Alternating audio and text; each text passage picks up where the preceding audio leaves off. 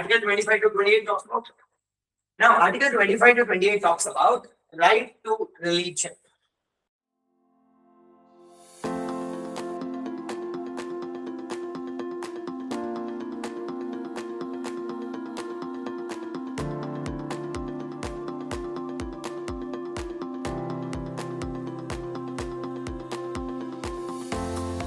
Now, while discussing about the basics itself, I have already said, now when we are talking about religion, there are two types of, we call it as secularism, which is followed in the world level. Now, what are the two types of secularism we have at the world level? What are the different types of secularism we have at the world level? Okay, which is that? Now, what are the two types of secularism we have at the world level? That is what.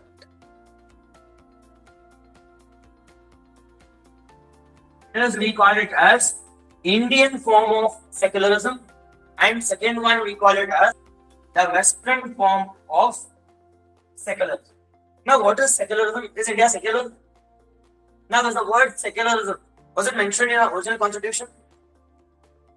No. Now, if it is no, now it was added via which Constitutional Amendment Act?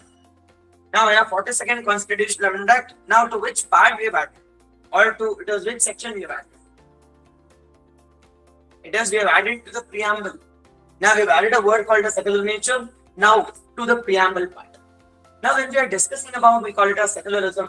Now, we have two types of secularism at the world. One is called as the strict separation between the religion and the state. And the second one, we call it as Indian form of secularism. What is Indian form of secularism? There is an overlapping powers. Be cautious. Now, in Western form of secularism, now what does secularism means? What is secularism?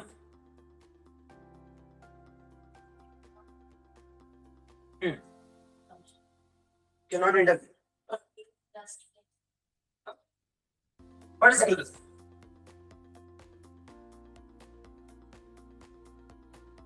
What do you mean by secularism?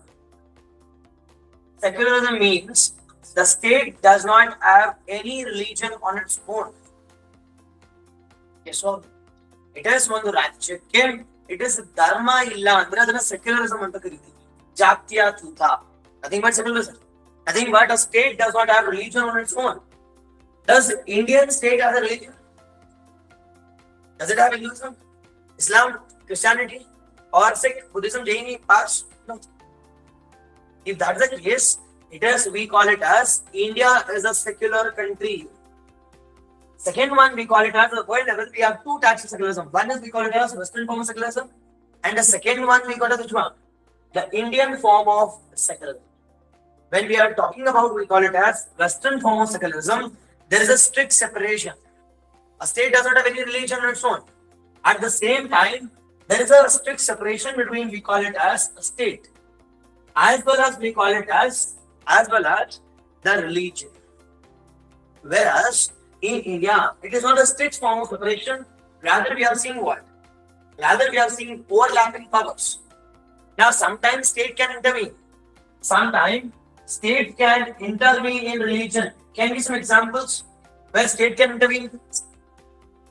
The recent examples, the last week's current affairs, where state can intervene. Now, recently, hijab ban has been lifted in Karnataka. I hope you are aware. Now, the question is, can the state intervene in religion? Yes.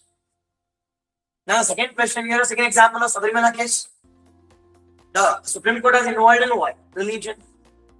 Whereas here, religion is a personal affair.